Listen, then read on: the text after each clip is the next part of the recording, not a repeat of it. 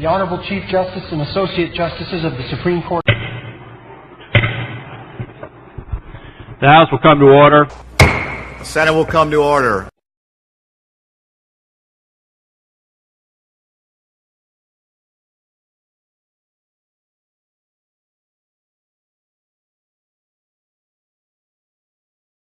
House Bill 31. We've heard this issue, I think, informationally before and for a vote last year. So members, those of you who are not familiar, please ask questions. I certainly. Second. We have a motion and a second on the bill. That's quick. Let's do it this way. Unless members, we've been through this drill before, but I don't want to. It's an important issue, and I know we are strapped. Does anybody have a concern or question? I need a first and a second. I didn't hear the motion. We got a motion and a second. Yance and Crenshaw. A motion and a second. Moving too quickly, I understand. Clean elections, you want to give it just 30 seconds so the public understands what we're doing on television. Senator John Berry give a 30-second statement. Mr. Berry, the floor is yours. I've been here before, and it's difficult for me to make a 30-second statement. Take a minute. We're just trying to let the public know what we're doing here. We don't want to move anything that quickly without knowing the substance of it. Well, this is a very serious issue, and all of our government works on the basis of the faith and confidence that the people have in it. There was a time when I don't think there was any question or any cynicism about the selection of judges. If so, it was some disgruntled party. But today that's not the case. And money has infiltrated this process. And I think to a serious extent. And the judicial branch of government needs to be protected in every way you can from the influence of money. This legislation is an ongoing proposition because the General Assembly is given the authority to set the way that members of the court system are selected. You also have, in my judgment, a duty to vigilantly oversee this legislation and see if it's adequate for the time. I don't believe that the present system is working. I don't believe that the people of this country have the confidence in the judicial system to the extent that they ought to, where everybody assumes, or almost everybody assumes, that there's always the court that will make it right. I had made comments here in 2006 on the same bill, and I was going to selectively repeat those comments. I know you all are strapped for time, and I don't want to unreasonably take your time. But since 2006, there have been some changes. Nobody would have ever anticipated that the amount of money that's being spent in the election of judges would be what it is today. And of course, money is unquestionably speech. And corporations are unquestionably people. And super PACs unquestionably have the right to raise unlimited amounts of money. And there are no races that are actually protected against that. So I think the problem is much worse now. The need for there to be ways for judges to be elected without reliance upon private contributions, and very large contributions, is greater now than it's ever been. I won't take any more of your time. I want to thank you for the fact that you're giving consideration to this subject. I have a great affinity for the judicial system, and obviously I'm very concerned about protecting it.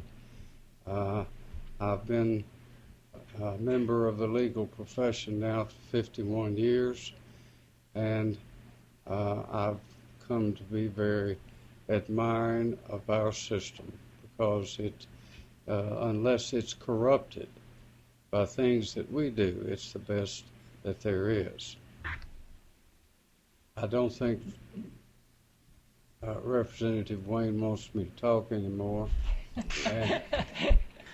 And so, Mr. Chairman, with my gratitude to you and the other members of the committee, I'll quit unless asked to go further. We do. We have a motion second on the bill and a call for a vote. I don't see any questions. Let's take a vote.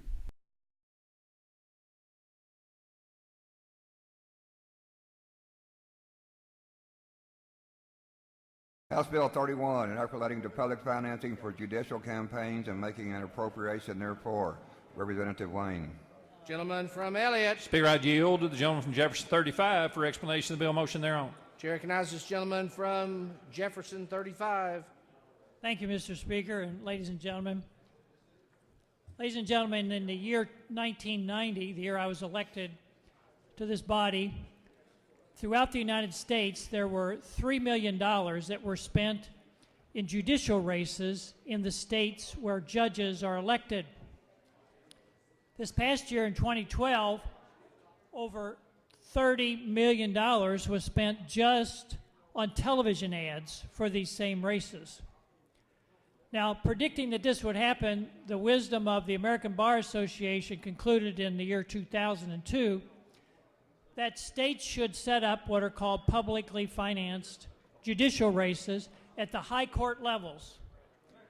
This bill is intended to follow that recommendation of the American Bar Association. And what this bill does is set up a system whereby lawyers who want to run for the Supreme Court only in this state could qualify by gathering small donations in their district where they're elected. And the donations would be no more than $25, and they have to get $25 from 200 people to be qualified. And then they have to raise another $5,000 from either themselves, giving that money themselves, or from other contributors, the way we do it as legislators. But that would cap their qualifying and seed money at $10,000. After that, they voluntarily pledge that they will take no more contribution from any corporate interest, PAC, or individual. Instead, what they would receive is the amount of money to run their campaign that would be based on the previous year's Supreme Court races. Now, unfortunately, what we've seen in Kentucky mirrors what we have nationally, and that is we've had an inflation in the price for a Supreme Court seat. This past year, we had the highest amount of money ever spent in Kentucky's history for a Supreme Court seat, and that was $500,000 in one district for one seat. Now, the question you have to ask when someone is running a campaign that costs $500,000, where's that money coming from? And why would people give the money to a candidate? Unless they want special consideration, maybe a listening ear, who knows their motive. But what the American Bar Association, in its bipartisan commission, and one of the chairman was Howard Baker, one of the co-chairs, what they recommended is, let's do away with even questioning why someone would give money to a judicial race. Let's set up a public fund to do that. And so that's what this does. Now, how is the fund paid for? Just like North Carolina, which has had a successful fund since the year 2003, the fund is paid for with an income tax checkoff, with voluntary donations. Now, the voluntary donations are different in character than the donation you or I might give to a political candidate or a judge in a regular judge's race. The donations we might give to a candidate are not tax deductible, but the donations given to this public fund are in fact tax deductible. So the combination of funding without general fund dollars has been able to sustain the North Carolina system now for 10 years, and it's been successful. I might also call to mind what's happened in Connecticut since the year 2008. They have had major successes in public financing in Connecticut. Every one of their constitutional offices in Connecticut have public financing. All their legislative races in Connecticut have public financing. And everyone who runs for any of those seats, everyone who runs pledges that they will take the public financing and not take any private money beyond the seed money or the qualified money. So we know this can succeed. And if there's any place in Kentucky government where we want to make sure people are fair and they're making good choices based on their conscience and their knowledge, we want that to be at the Kentucky Supreme Court level. So the purpose of this bill is to make sure that we have really qualified judges who are not beholden to anyone because of campaign contributions. Now at this point, I'd like to yield to the gentleman from Jefferson 41 for some comments. Chair recognizes the gentleman from Jefferson 41. Mr. Speaker, ladies and gentlemen of the House, wealthy special interest should not be able to shape the law, the lawmakers, or the interpreters of the law. House Bill 31 will help protect Kentucky's highest court from the control of big money. I urge you to support clean elections by voting for House Bill 31. And Mr. Speaker, I'd like to yield to the gentleman from Christian 8 for further comment. Chair recognizes the gentleman from Christian. Mr. Speaker, someone asked me why I support this measure, and it occurred to me that our judges swear an oath every day that they will answer to the law and not campaign contributors. So if a person is wronged, he or she can hope to find impartial justice in a court where everyone, rich or poor, weak or powerful, is equal in the eyes of the law. So with that said, Mr. Speaker, I urge this body to support this measure, and I would yield to the lady from Jefferson 44. Chair recognizes the lady from Jefferson 44. Thank you, Mr. Speaker. I proudly stand in support of House Bill 31. As a legislator who represents a district of working-class folks, what price can we put on justice? What price can we put on fairness? For folks that aren't able to write those big checks, what other recourse do they have? Please support this measure. I would now yield back to the sponsor from Jefferson 35. Gentleman from Jefferson. Thank you, Mr. Speaker. If there are no questions, I'm asking that the body endorse House Bill 31 and vote aye. Motion made and motion seconded for the adoption of House Bill 31. Is there discussion? The chair recognizes the gentleman from Warren 21. Thank you, Mr. Speaker. Will the gentleman from Jefferson 35 yield to a The question? gentleman yield. He will yield, sir. Gentleman from Jefferson 35, I appreciate the talking points that you handed out to us today, and I was looking at talking point number 8, second to the last one, says the Kentucky Registry of Elections will determine the amount of money to be distributed to judicial candidates based on the average amounts spent in previous Supreme Court races. My question is, where does the money come from if there aren't enough donations to meet the average? Gentleman from Jefferson. That's an excellent question. If you read the bill, and many of you maybe hadn't had time to read the bill, but there is a provision in there that if the registry had not accumulated enough money to actually meet the level that is required in the law, then they would inform all the potential candidates of that, and then they would not pledge to participate in the program. So it's built in. That built-in reservation is there. Thanks for the question. Gentleman from Warren. May I speak on the measure? You may proceed, sir. I just want to point out that in the talking points, talking point number 1, the bill establishes a voluntary public fund to finance Supreme Court candidates who choose not to accept private and corporate donations.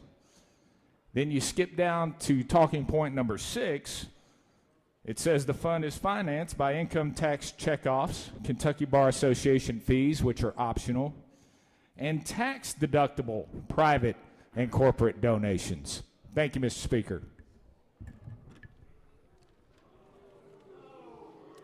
Questions on adoption of House Bill 31. Is there further discussion? Gentleman from Jefferson. Thank you very much, Mr. Speaker. Let me just respond to that last comment, because I think that's a keen observation, gentleman from Warren. But if you understand the concept we're trying to educate people about here, the concept is if you have corporate donations or private donations going into the fund, the individual candidates do not know that that money is targeted to their race. It's actually put into a fund, and the fund is distributed equally to all the candidates. So the candidates remain unbeholden to any of the donors. Chair recognizes the gentleman from Nelson, 50. Sponsor, yield to a question, Mr. Speaker. He will yield. Hey, I just wondered, it has an appropriation in the title. In your opinion, does this require a 3/5 majority to pass today? Gentleman from Jefferson. Well, hey to you too. Gentleman from Nelson. We have a really eminent scholar in this area who also happens to be the Speaker of the House, so you may want to direct that question to him. But in my opinion, because no money is being appropriated in this bill, that this would not require the 60 votes. Questions on adoption of House Bill 31. Is there further discussion? Seeing none, are you ready for the question? Those in favor of the adoption of House Bill 31 will signify by voting yea. Those opposed, nay. And the roll call machine's open.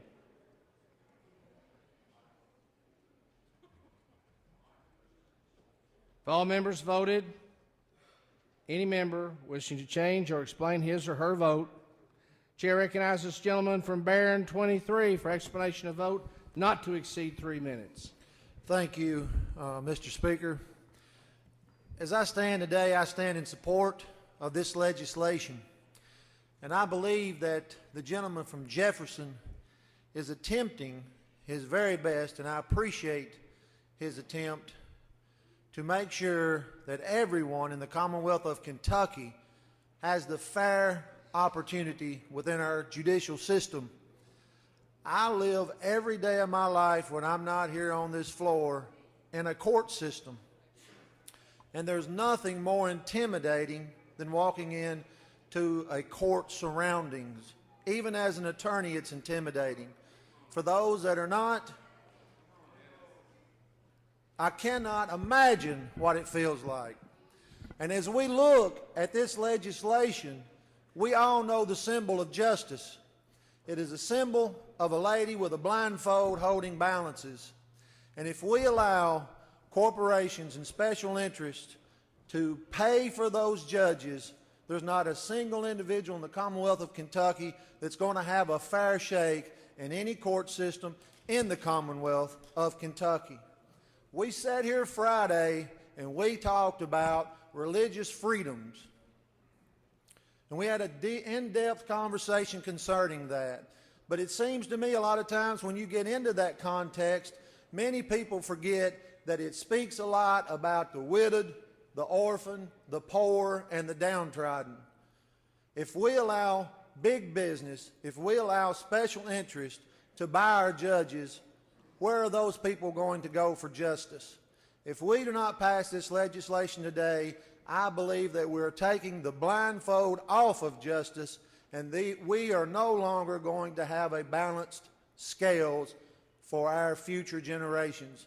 And I urge you to think about this legislation today, to think about what ramifications it will have to allow our judges to receive monumental donations that cannot help but to sway decisions. And I ask you to vote in favor of this legislation today. Thank you, Mr. Speaker. Have all members voted? Any member wishing to change or explain his or her vote? Have all members voted? All members voted. Clerk will take the roll. The roll call machine showing 48 members voting yea, 46 members voting nay. House Bill 31 is adopted.